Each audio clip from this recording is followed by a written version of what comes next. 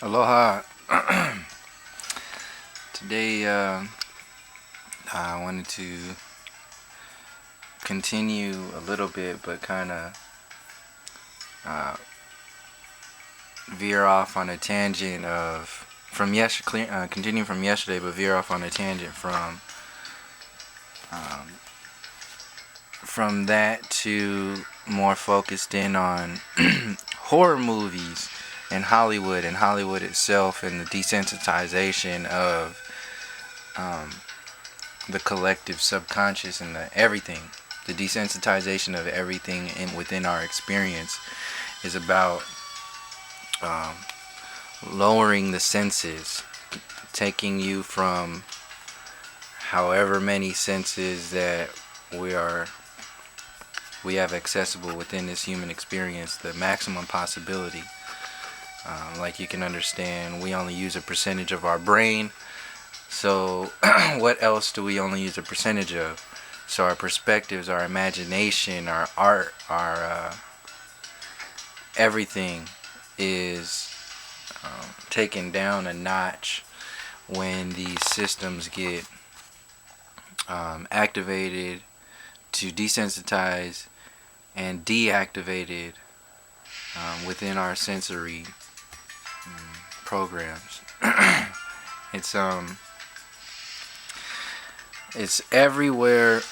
we we can experience and observe, and one of the big obvious ones that I wanted to hit on today was the horror genre in the Hollywood movie scene, and the fact that it exists, period. And what would be the opposite energy of horror, of a horror genre, and where is that genre, and how many how many genres are there? How many times can I say genre? How many times can anybody say no? Seriously, the fact that horror movies are so celebrated and glorified, and the way that they exist right now, I was explaining earlier. It's so the repeating patterns within horror movies are blood and death. So we have blood and death, two things that in the waking state of humanity experience, we don't really, it's like taboo to even talk about it, all that other stuff. So right there, that's creating a gap that is not bridged, a gap that must be bridged on your own. So you can go and watch, a normal person can go and watch a movie, a horror movie, and and be like, leave the movie theater and then have problems with like understanding death, and even looking at blood or being around blood, even though you're filled with, like, you're all water and blood and water, and it's like a whole like a dichotomy, like a division within these little mini separations. They get amplified. These little, mini separations, they get amplified within our subconscious, within these stories that get told and sent through what we call entertainment. And we call it entertainment, but they call it Hollywood. And if you go one step further into the definition of Hollywood, you'll see the holly tree and the magic wands and the beginnings of magic wands, and utilizing the holly tree wood to make magic wands, and how that that layer, that subconscious layer, that magic is still alive today. They are still utilizing it in a form of control, mind manipulation. It's a massive mind control. So when people talk about mind control programs, there's a giant mind control program that's going on, and we call it commercials and radio and Hollywood and all this other stuff, and we separate it into all these labels. But really, when you look at and recognize the patterns that is within that system, you can see the programming that's going on there. You can see the just destructive patterns that are being pawned off as human nature. Who's making these definitions? Who's at the epicenter of the majority of these destructive patterns over the years, over the decades, over the centuries? What are the trends that have contributed to the patterns that are even separating our children from families, and family members from family members, and resources from humanity? Like at the bare bones, what is all this stuff? So back to the blood and the death side of it, we see it. It's an actual genre that people celebrate in the movie theaters and beyond. All the vampire stuff, all the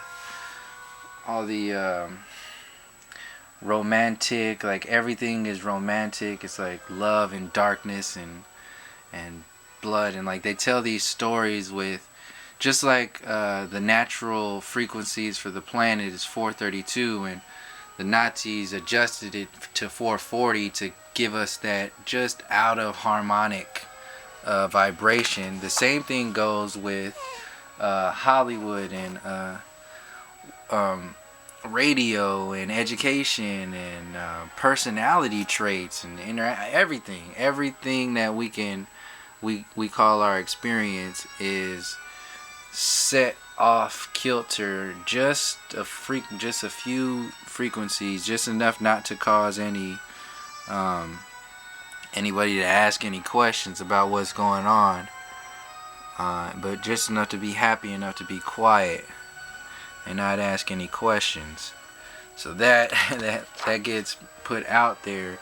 Meanwhile, our subconscious is being bombarded with the actual storyline, the intent of the storyline within stuff like movies and our education system and the radio, and the way even our countries are human, the way the entire planet is designed and looked at and labeled, and all of it is connected. All of it is one big story, and we can trace it back to separating the human from the planet. It can always go back to that space. And that's just a further desensitization. So you separate the family member from, or you separate the human being from the Mother Earth, then you lose something. Something gets lost there. At its bare basic, it's like basic. Something gets lost there, and we have come to a point to where we don't even really care anymore on a whole. Like we've been convinced that people on television or in suits and all this other stuff, that's actually what's important. Because why? Because they said so, and they've discovered, invented all this stuff. But what has never stopped existing is the fact that we have been separated from the planet, and the entire system is suffering from this space. So what's gonna happen now that we recognize this on a bigger scale, and where are we gonna go from here? So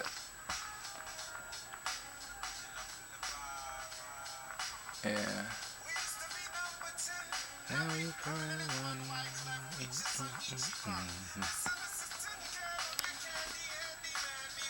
So desensitization. So meanwhile, we get these stories um, sent to our subconscious on like a flicker rate basis, like everywhere we turn, billboards, uh, commercials, movies, everything, video games, everything is sprinkled with this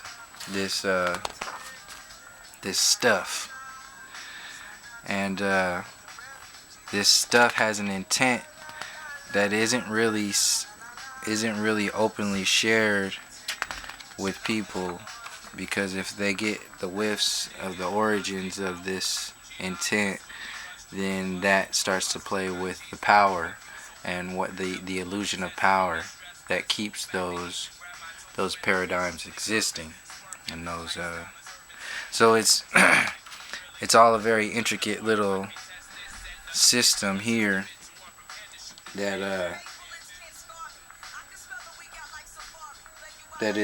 it goes as deep as the fairy tales within our books.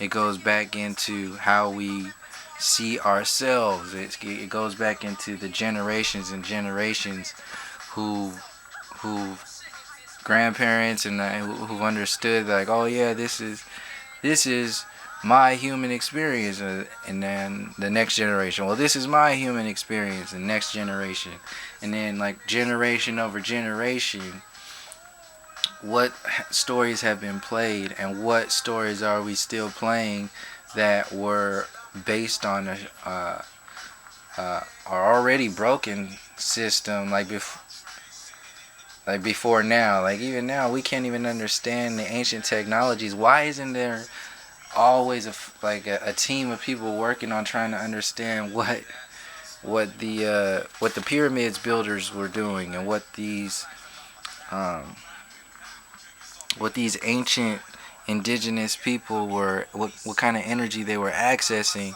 so we can understand it today.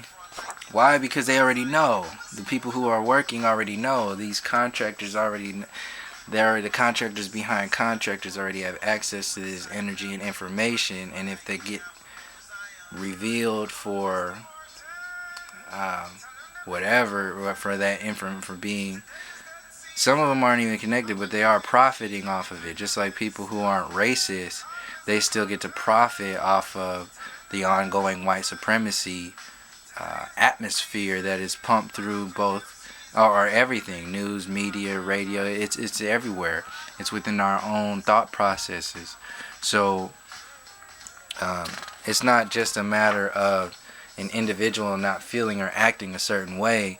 It's a matter of removing the entire root system that has um, added up to the destructive patterns of today, and healing the roots that are already active from the human space and the human connection to the planet. Starting there, starting from where we know we can thrive, where we've already thrived, and starting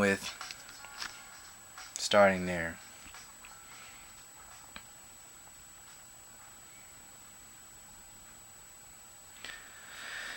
So yeah, paying attention to the patterns that exist around us is an easy way to observe